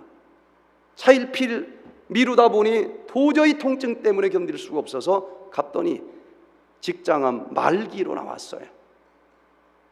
의사 선생님한테 얼마나 어떻게 이 지경이 되도록 병원을 안 왔느냐 혼났대요. 수술을 했습니다. 인공 이 변주머니를 찼어요. 그런데 의사 선생님이 오셔서 뭐라고 얘기를 하는가 하면 김 선생님은 요 장루를 빼는데 창자가 다른 사람보다 굉장히 가늘더라는 거예요. 크면 구멍을 크게 내야 되지 않겠습니까? 근데 이게 가늘어서 수술이 예쁘게 됐다고 좋아하더래. 그 순간 이분이 깨달았어요. 어렸을 때부터 고기만 먹었는데 고기를 먹으면 대변의 양이 적지 않습니까? 이게 잘못된 거구나. 그래서 채식을 해야 되겠다 결심을 했는데 그 다음 끼 밥 나오는 거 보니까 맨 고기만 나오더래요. 그래서 이거 안 되겠다. 나와서 백투에덴 프로그램에 왔는데 뭐가 뭔지도 모르고 그냥 왔어요. 첫날 강의하는데 화면에 조금 전에 읽은 창세기 1장 28절을 제가 그냥 읽기만 했습니다. 이분이 막 박수를 치는 거야. 맞아, 내 생각이 맞았어. 하나님은 이렇게 먹으라고 한 것이구나. 그러면서 채식으로 바꿨습니다. 나중에 여러 해가 지나서 만났는데 그때 그 병원에 입원했고 그 다음 거기 치료대로 다 한 사람들은 벌써 이 세상 사람들이 아닌 사람들이 대부분이더래요. 이분은 이제 가는 데마다 채식 강사가 됐습니다. 한 장소에 갔더니 이분도 거기에 와 있어요. 이분은 채식으로 바꾼 다음에 직장암 말기를 이겼다라는 이 간증을 여러 베스컴을 통해서 했습니다. 피부과 전문의인데 직장암 환자들이 더 많이 온다는 거예요. 이분 얘기 들으려고. 네 번째, 설탕을 멀리 해야 된다고 나옵니다. 여기 2021년도에 발표된 연구 결과를 보면 설탕을 섭취하면 유익균은 수고하면서 섬유질을 우적 먹고 그것을 짧은 사슬 지방산으로 자르고 그렇게 수고한 다음에 그걸 먹고 살고 또 그렇게 먹어준 주인 어르신 고맙다고 단쇠지방산을 주인에게 선물로 바치는 겁니다. 단쇠지방산이 어떤 일을 할까? 탄소가 쇠사슬로 연결되어 있는 모양의 지방인데 사람의 소화 효소로는 탄소가 12개 이하짜리로는 소화를 못 시켜요. 그런데 미생물은 4개 내지 6개짜리까지 잘라주는 능력이 있습니다. 그래서 짧은 사슬 지방산, 단쇠지방산이라고 그러는데 흙으로 벽돌을 찍을 때에 흙만 가지고 벽돌을 찍으면 아무리 단단해 보여도 비 오는 날 어떻게 될까요? 그냥 다 풀어집니다. 그런데 지푸라기를 잘게 잘라서 진흙 속에 버무려 가지고 흙벽돌을 만들면은 돌처럼 단단해요. 마찬가지로 이 단수의 지방산으로 면역세포를 만들면 탱크처럼 강력한 면역세포가 됩니다. 피부세포를 만들면은 이게 얼마나 단단한지 몰라요. 이빨을 만들고 뼈를 만들면은 철처럼 강합니다. 그래서 단수의 지방산을 만들어내는 유익균은 수고하고 일을 하면서 먹고 사는데, 유해균은 원리적으로 다 비슷합니다. 영적이든 육적이든 일하는 걸 싫어해요. 그냥 소화 다 된 거, 포도당 하나짜리 설탕을 좋아한다는 겁니다. 그러면서 이 설탕을 먹으면 유해균이 증식하고, 유해균은 독소를 만들어내고, 그러면서 설탕 좋아하는 사람들은 유해균 때문에 염증이 많은 것을 보게 된다는 거예요. 다섯 번째, 소금을 줄이라고 나옵니다. 한국인들은 염화나트륨 정제염을 평균보다도 2.4배 이상 짜게 먹는 것으로 밝혀지고 있습니다. 그런데 여기 네이처지 2017년도에 발표된 연구 결과를 보니까 짜게 소금을 많이 먹으면 그 소금이 장으로 들어갈 거 아니겠습니까? 소금은 물을 빨아들이는 양리적인 작용을 합니다. 나트륨은. 그랬더니 여기에 살고 있는 유산균이, 나트륨이 물을 딱 뽑아버리니까 유산균이 터져서 죽는다는 사실을 알게 됐다는 거예요. 그러면서 헬퍼 T임파구 17번 염증을 만들어내는 이 T임파구가 과다 활동을 하면서 염증을 만들어내는 일들을 도와주는 것으로 발표가 됐다는 거예요. 여러분, 백미에 독이 있어서 해로운 게 아니죠. 쌀 속에 있는 그 수많은 영양소를 통째로 먹으면은 정말 좋은 음식인데 다 빼고 당분 하나만 먹으니까 당뇨병이니 뭐 여러 가지 질병의 원인이 되는 것처럼, 우리 바닷물 속에 있는 소금 속에 있는 모든 미네랄을 다 통틀어서 통합적으로 먹으면은 오히려 혈압이 떨어집니다. 정제역을 먹으면 혈압이 올라가지만 오히려 떨어져요. 그리고 또 그 모든 미네랄을 다 포괄적으로 여기 심해수를 가지고 실험을 한 것을 보니까 무작위, 위중, 맹검, 대조 실험, 연구 결과 중에서도 가장 과학적인 연구 결과인데, 이걸 먹었더니 유산균이 다 죽는 게 아니고 오히려 유산균이 더 살아나서 단수의 지방산을 많이 만들어내고 면역력을 강하게 해준다라고 하는 사실도 확인이 됩니다. 여섯 번째, 식품 첨가물을 멀리하라고 나옵니다. 유해균은 식품 첨가물을 좋아한다라고 나와요. 여기 2020년도에 발표된 연구 결과를 보면은 식품 첨가물을 먹으면 유해균이 이것을 좋아하면서 유해균이 증가가 되고 디스바이오시스, 장내 미생물 불균형이 찾아온다는 것입니다. 그래서 이걸 즐겨 먹는 사람들이 대부분 유해 독소들이 장 속에서 많이 나오기 때문에 과민성 대장 증후군이 발생을 해요. 과민성 대장 증후군의 식단을 보면은 이런 거 먹지 말라고 1번으로 나옵니다. 그래서 채식 비슷하게 먹는 것 같아도 요 식품 첨가물이 들어간 것 양은 적지만 유해균의 밥이 되기 때문에 생각보다도 질병 회복에 있어서 굉장한 차이를 만들어준다는 것을 알게 됩니다. 일곱 번째, 커피를 절제하라. 커피에 대해서 막 심장병에 좋네, 뭐에 좋네, 어떤 데는 나쁘네, 막 반반 나누어져서 전문가들 속에서도 논쟁이 심각합니다. 저는 오늘 확실하게 말씀을 드리는데 커피는 멀리해야 됩니다. 이걸 먹으면 안 돼요. 자, 커피를 먹는 가장 큰 이유가 뭡니까? 힘들어 죽겠어, 졸려.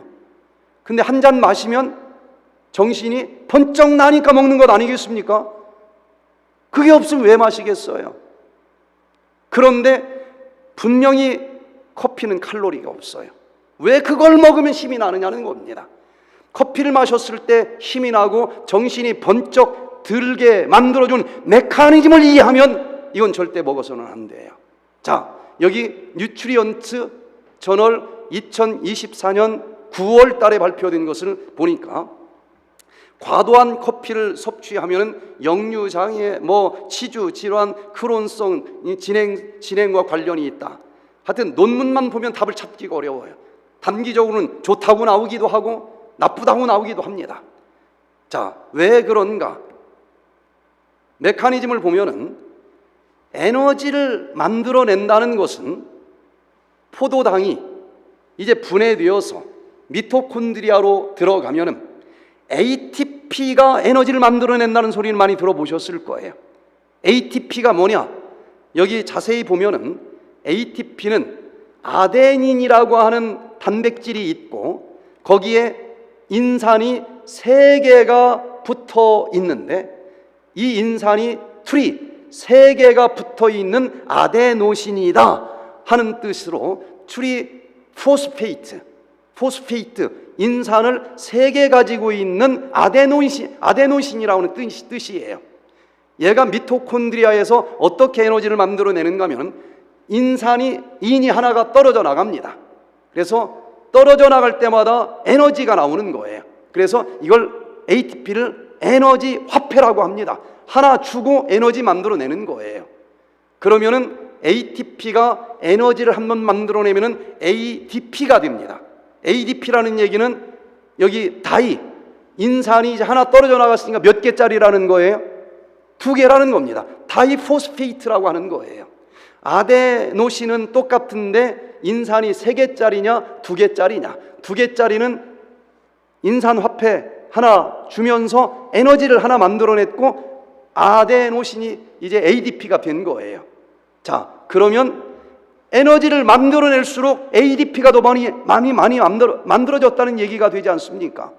그런데 우리를 만드신 창조주 하나님께서는 이 ADP가 무슨 일을 하도록 만들어놨는가 하면, 자 보세요. 여기 초록색이 아데노신이에요. ATP가 에너지를 하나 만들어내면은 요 아데노신이 하나가 만들어진다는 얘기인데, 이것이 카페인과 ADP의 아데노신이 똑같은 구조를 일부 가지고 있어요. 그런데 창조주께서는 어떻게 만들어 놨는가 하면 에너지를 하나 만들어냈을 때 아데노신이 하나 나오는데 그 아데노신을 받아들일 수 있는 수용체를 세포마다 만들어 놨어요. 그래서 일을 많이 할수록 ATP가 에너지를 만들어내고 아데노신이 많이 나왔다는 얘기인데, 그 아데노신 수용체를 딱 누르면 어떤 느낌이 만들어지는가 하면 피곤해, 졸려, 자고 싶어, 쉬고 싶어, 이런 느낌을 만들어내게 만들어놨어요. 그 일을 많이 하면은 아데노신이 많이 누르니까 무슨 느낌이 들어요? 자고 싶어. 이렇게 만들어놨다는 거예요.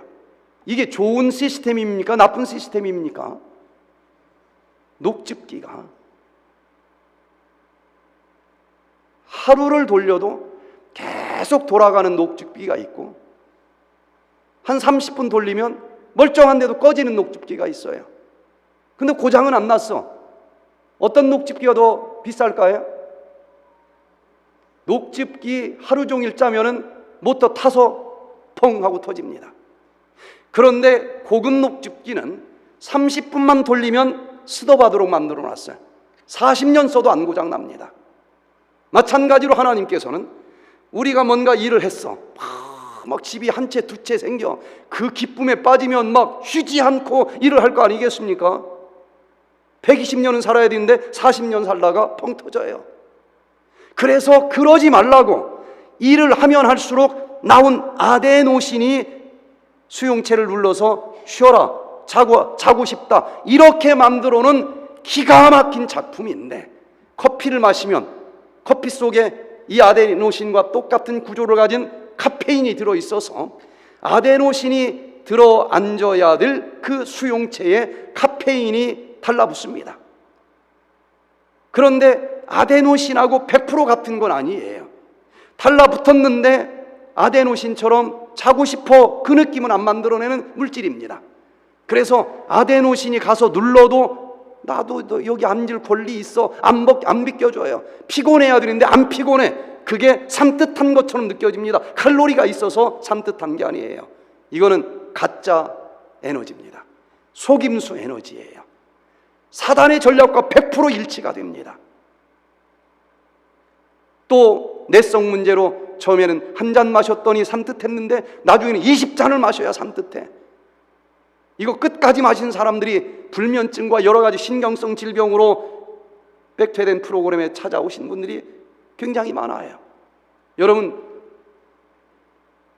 칼로리가 없는데 그걸 왜 먹습니까? 쉴 때는 쉬는 것이 답인 거예요. 가짜 에너지에 속아서는 안 되고, 연구 결과도 카페인을 먹을 때에 해롭다라고 나옵니다. 8번째, 스트레스를 멀리 해야 된다고 합니다.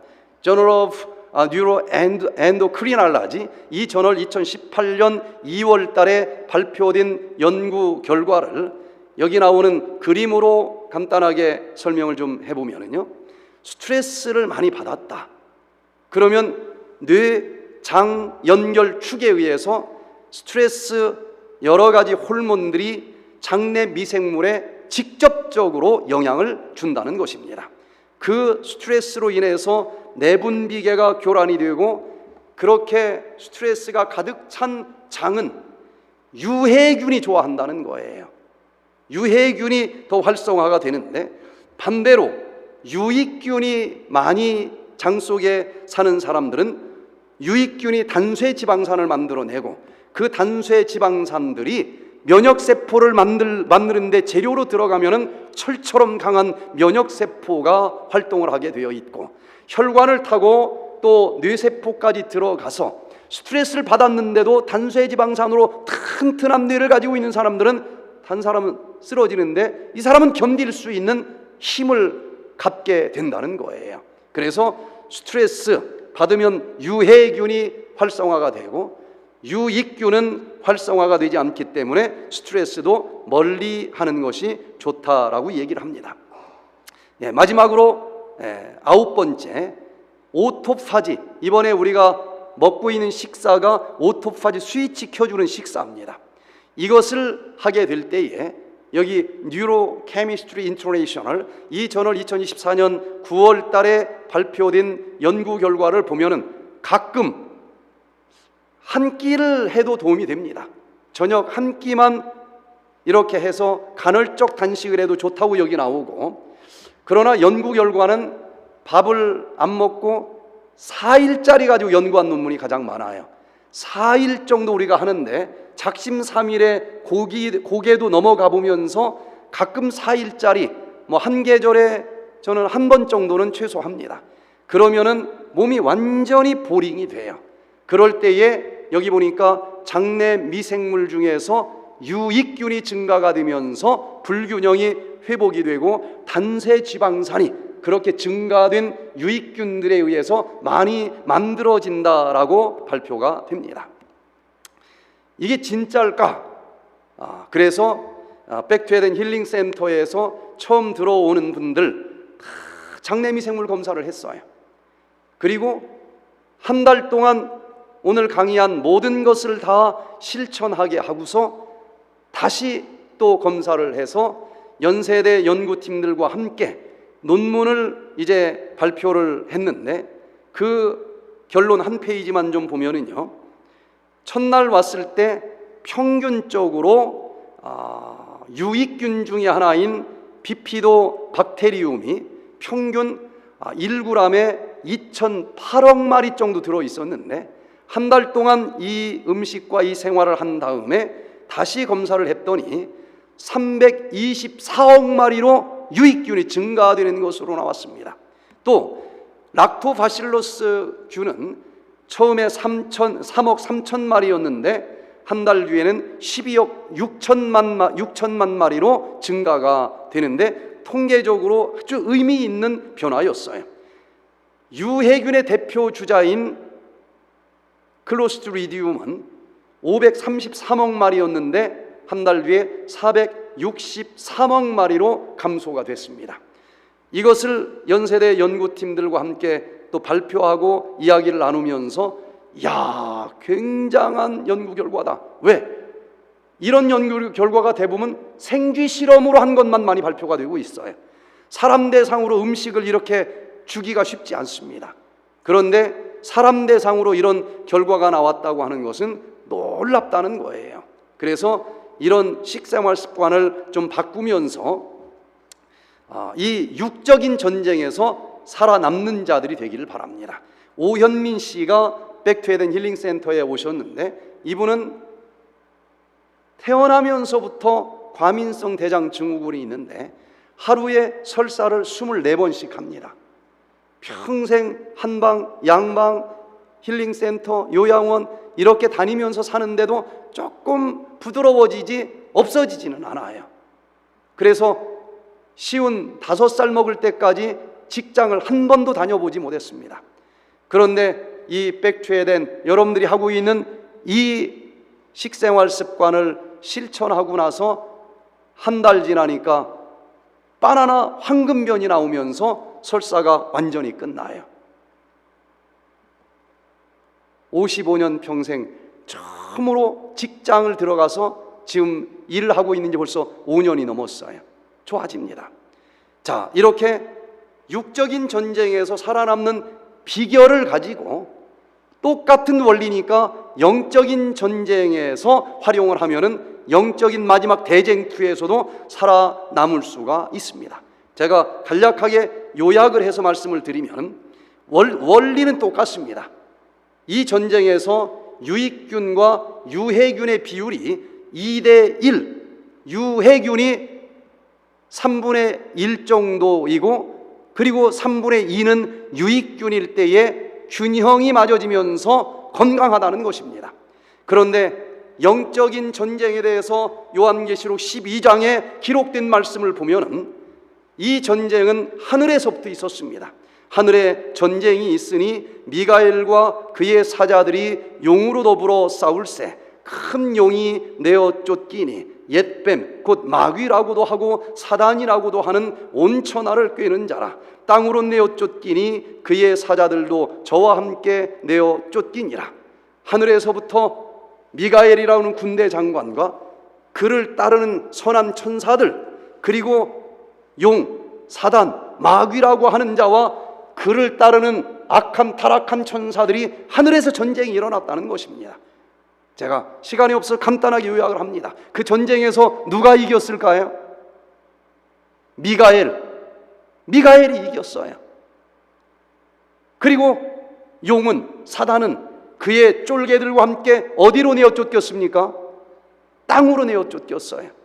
얼마나 땅으로 내어 쫓겼을까 하고 보니까 그 천사를 상징하는 하늘 별들이 그 용의 꼬리가 땅으로 내어 쫓길 때 같이 땅에 던져진 숫자가 하늘별 얼마라고 했습니까? 3분의 1, 2대 1로 우리를 아직도 도와주는 선한 천사들은 둘이 있고, 나를 지금도 유혹하는 악한 천사가 1 정도 있어서 이 영적인 싸움의 양상도 비슷하다고 하는 것을 알게 되는데, 제가 시간이 없어서 다 줄입니다. 여러분, 이미 이겨놓은 군대 장관 미가엘, 예수 그리스도를 여러분들의 영적인 대장으로 영접하시기를 바랍니다. 그분께서 인간을 창조하시고 첫 번째 우리에게 알려주신 것은 너는 나를 닮게 만들었다. 어떤 이 땅의 생명체가 어떤 미생물이 너희를 공격한다 할지라도 너희들은 이길 수 있고 정복할 수 있고 땅에 충만할 수 있고 모든 것을 다스릴 수 있도록 만들어놨다. 창세기 1장 몇 절입니까? 28절. 그런데 바로 그 다음 29절에 이렇게 먹으면 그렇게 살 수 있다. 29절이 아까 읽은 채식주의 에덴의 음식을 먹으면 그렇다는 것인데, 오늘 그 에덴의 음식을 먹으면 어떤 일들이 벌어지는지 다 자세히 살펴본 것입니다. 하나님이 가라사대 내가 온 지면에 씨 맺는 모든 채소와 씨 가진 열매 맺는 모든 나무를 너희에게 주노니 너희 식물이 되리라. 이 영적인 전쟁을 자세히 1차, 2차, 3차, 4차 전쟁을 살펴보면은 지금까지 살펴본 육적인 전쟁에서 이길 수 있는 승리 전략과 똑같이 떨어집니다. 시간이 없어 제가 그냥 넘어가겠습니다. 자, 이 전쟁에서 결국은 살아남을 자들이 있는데 그 살아남을 자들의 특징을 보면은 살아남을 자, 그 용과의 마지막 전쟁에서 살아남을 자들은 두 가지 특징을 가지고 있는데, 하나는 뭘 가졌다 그랬습니까? 지킨다고 그랬습니까? 하나님의 계명을 지키고, 두 번째는 무슨 증거를 가졌다 그랬어요? 예수의 증거를 가진 자들, 이들이 마지막에 결국 살아남는다 그랬습니다. 영적인 대쟁투에서 아무리 많은 사람이 있어도 남은 자만 구원을 받습니다. 그러면 간단하게 요약을 해서 해석이 분명합니다. 하나님의 계명을 지키는 자들이 살아남겠다. 특별히 성경에 하나님의 이름이 여러 개가 나오지만은 아픈 사람들이 그렇게 만나기를 원하는 여호와 라파 되시는 하나님, 치료하는 하나님은 언제 만날 수 있다고 가르쳐 주셨는가 하면은 출애굽기 15장 26절에 내 계명에 귀를 기울이며 내 모든 규례를 지키면 이 세상 애굽에 내린 질병 하나도 걸리지 않게 예방해 줄 수 있고, 이미 걸렸을지라도 나는 너희를 치료하는 여호와임이니라. 여호와 라파 되시는 하나님을 만날 수 있습니다. 여러분, 많은 율법 계명들이 있는데 십자가로 폐지된 율법도 있겠지만 절대로 천지가 없어지기 전에는 폐지될 수 없는 율법이 있습니다. 그 중에 우리가 도덕적으로 지켜야 될 10계명은 십자가가 세워졌을지라도 폐지될 수 없는 것 아니겠습니까? 또한 그 10계명 속에 들어있는 창조주 하나님을 네가 정말 믿느냐? 내가 6일 동안 창조하고 7번째 날 쉬었다고 하는 것을 네가 정말 믿으면은 나처럼 너는 나를 닮았으니까 너도 6일 동안 열심히 일을 하고 7번째 날 쉬어라. 이걸 포함해서 모든 10계명을 철저히 지키는 자들, 그리고 또 무엇을 먹으면 해롭고 무엇을 먹으면 질병에 걸린다라고 가르쳐 주신 먹거리를 비롯한 여러 가지 건강법이 있는데 이것도 폐지될 수가 없는 것 아니겠습니까?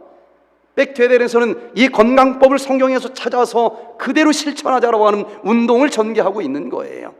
이스라엘 국민이 아니기 때문에 이스라엘 국민들에게 준 법은 안 지켜도 상관이 없습니다.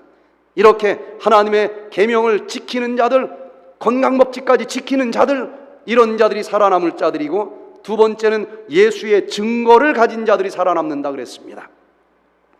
예수의 증거를 가진 자들이 살아남는다 그랬는데 이게 도대체 무슨 뜻일까? 여기 요한계시록 19장 10절에 보니까 예수의 증거는 대언의 영이다 해석해 준 게 더 어려워요. 영어 성경을 보니까 The Spirit of the Prophecy, 예언의 성령, 예언의 영을 가진 자들이 살아남는다 그랬습니다. 제가 의학을 한 과목도 공부한 적도 없었을 때 첫 번째 지표에서도 정말 기적적으로 수많은 사람들이 치료될 수 있었던 비결은, 저는 무신론자로 살아가다가 대학 2학년 5.18 사건들이 터져서 대학 3개월 동안 문을 닫았을 때 우연히 성경을 영감적으로 써놓은 말씀인데, 대학생이 됐으니 문학전집을 한번 읽어보자. 읽었는데 몇 페이지 읽어가니까 가인의 후예라는 단어가 나와요. 전 처음 들은 단어입니다. 근데 저는 가다 막히면 넘어가지를 못하는 성격이라서 한 친구에게 야, 가인의 후예가 뭐냐? 그랬더니 성경 나오는 그 가인, 성경을 안 읽어서 제가 몰라요. 야, 이게 성경을 안 읽으면 문학전집도 못 읽는 사람이 되는구나. 그래서 믿으려고 한 것이 아니고 상식적으로 성경을 한번 읽으려고 하는데 어려워요. 첫 페이지 딱 읽었더니 궁창이 나오는데 시궁창만 떠올려지는 거예요. 그래도 일단 좀 넘어가 보자. 아, 그랬더니 또 이게 자꾸 레위기 넘어가니까 할례가 나오는데 이게 또 뭔지를 모르겠어. 교회 나가는 여청년에게 물어봤죠. 할례가 뭐냐고. 웃기만 하네. 진짜 몰라서 묻느니. 아, 내용도 어렵고 그랬느니라 혓바닥도 안 돌아가고 한 페이지도 읽기 전에 잠이 오는 거예요. 성령의 영감을 받아 쓴 책인데 그냥 상식적으로 읽으려고 하니까 어려운 겁니다. 그런데 대학 2학년 때 3개월 동안 휴교 조치가 내려서 우연히 그 성경을 정말 예언의 성령을 가지고 이 세상 모든 예언과 막 다 풀어가지고 써놓은 영감의 글을 제가 우연히 읽게 됐는데 제가 궁금하면 바로 뒷구절에서 답을 다 풀어준 거예요. 얼마나 좋은지 3개월 동안 하루에 2시간, 3시간밖에 자지 아니하고 나머지 모든 시간 그 책만 보면서 성경이 쫙 풀어지는 경험을 했는데 거기에 성경의 3분의 1 이상은 예언 아니겠습니까? 한치 앞을 내다볼 수 없는 인간인데 세상 끝날까지 어떤 일들이 있을 것이고 그때 어디에 서면 살아남을 수 있고 무엇을 먹어야 살아남을 수 있는지 전 그게 믿어졌어요. 그대로 실천을 했더니 놀라운 기적이 일어납니다. 그때 대학 고등학교 때부터 흰머리가 막 머리 깎을 때마다 올라오는데 50% 이상이 흰머리였어요. 그 당시 제 친구들보다 10살을 더 먹어보는 거예요. 그런데 여기 성령의 영이 기록해 주신 말씀대로 먹고 생활을 바꾸었더니 흰머리가 검정머리로 바뀌어지는 겁니다. 시력이 0.2였는데 1.2로 바뀌는 거예요. 야, 이 말씀대로 살아야 되겠다. 여러분, 이 앞날까지 다 가르쳐 주시고 지금 어떻게 하면 우리가 살아남을 수 있는지 이 예언의 성령의 음성을 여러분들이 가슴속에 간직하면서 마지막 영적인 전쟁에서도 살아남는 자들이 되시기를 간절히 기도합니다. 최경애님이 달라스에서, 제가 LA에서 힐링센터를 할 때 오셨어요. 직장은 말기입니다. 암덩어리가 커져서 편이 안 나간다는 거예요. 병원을 갔더니 수술을 해야 된다. 그런데 너무 항문 쪽에 가까운 곳에 암이 있기 때문에 항문을 못 살린다는 겁니다. 그래서 이 인공 항문을 내야 된다. 그게 뭡니까? 설명을 듣더니 이분이 내가 82년이나 살았는데 뭐 더 산다고 똥주머니 차고는 안 산다. 아들이 아무리 얘기를 해도 고집을 꺾을 수가 없어요. 그래서 LA까지 왔습니다. 이번에 강의한 모든 걸 그대로 다 했어요. 일주일 지나니까 변이 나오기 시작을 합니다. 한 달 되니까 황금변 동그란, 처음에는 반달로 나오고 처음엔 초승달로 나오고 그 다음 반달로 나오고 나중엔 보름달이 나오는 거예요. 얼마나 좋아지는지. 3개월 있다 다니던 병원에 갔더니 주먹만한 암덩어리가 있었는데 콩알만한 거 하나밖에 없다는 거예요. 여러분, 하나님께서 가르쳐 주신 마지막 시대 특별히 어떤 독소들이 어떤 루트로 들어오는지까지 예언으로 가르쳐 주셨고 그때 살아남기 위해서는 어떻게 해야 되는지 조금 자세히 보면 너무 구체적으로 다 나옵니다. 그대로 실천하시면서 마지막 영육의 전쟁에서 살아남는 우리 모두가 되시기를 간절히 바라면서 오늘 말씀을 마치겠습니다. 내일은 아주 중요한 강의를 하려고 합니다. 이제 토요일 날 되면은 보식을 하고 먹어야 되죠. 요 오토파지 식사보다도 보식이 더 어렵습니다. 그거 잘못하면 더 몸이 나빠져요. 그래서 여러분들이 집에서 할 수 있도록 내일 강의에 그 보식 레시피를 왜 그렇게 해야 되는지까지, 보식 이틀 끝난 다음에 어떻게 식사를 5대 영양소 갖춰서 먹어야 되는지, 식단은 어떻게 짜는지 정말 중요한 내용을 내일 강의를 합니다. 왜 내일 하느냐? 모레 하면은 아무리 식단 가르쳐 줬어도 식단 재료 살 시간이 없어요.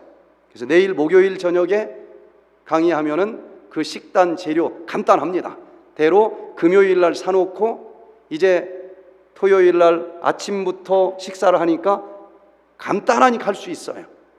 아침은 여러분들이 집에서 그대로 해서 먹고, 그리고 금요일 날 저녁에 그 샘플 접시를 하나 저 뒤에다 놓을 테니까 평생 소도방 운전을 해봤으니까 척 보면 다 알 거예요. 그렇게 하시고, 제가 토요일 날 마지막 중요한 강의는 오전에 하는데 그때 오셔서 강의를 듣고 점심 식사는 여기 교회가 준비를 해서 같이 먹고, 그리고 토요일 저녁과 일요일 날 세 끼를 그 레시피대로 먹으면 보식은 끝납니다. 왜 그렇게 해야 되는지 내일 위장병 힐링 영양역학이 답이다 라고 하는 제목으로 같이 살펴보도록 하겠습니다. 기도하고 마치겠습니다. 저희들을 사랑하시고 질병 많은 세상에 두 발을 내딛고 있지만 영육뿐만 아니라 영혼뿐만 아니라 우리의 몸까지 흠없이 보존되어 건강한 상태로 주님이 오시는 날 주님을 영접할 수 있기를 간절히 소원하시는 주님을 이곳에서 만날 수 있도록 은혜 주셔서 감사를 드립니다. 주님, 그 말씀이 이해가 되게 도와주시고 그 말씀대로 살아가야 되겠다 결심할 수 있게 해주시고 그 말씀대로 실천하면서 약속하신 건강과 행복을 충만하게 채워주시기를 간절히 기도합니다. 주님, 이 어두운 밤걸음 주님께서 동행해 주셔서 안전하게 집에까지 또 들어가실 수 있도록 인도해 주시기를 우리 구주 예수 그리스도의 이름으로 간절히 기도드리옵나이다. 아멘.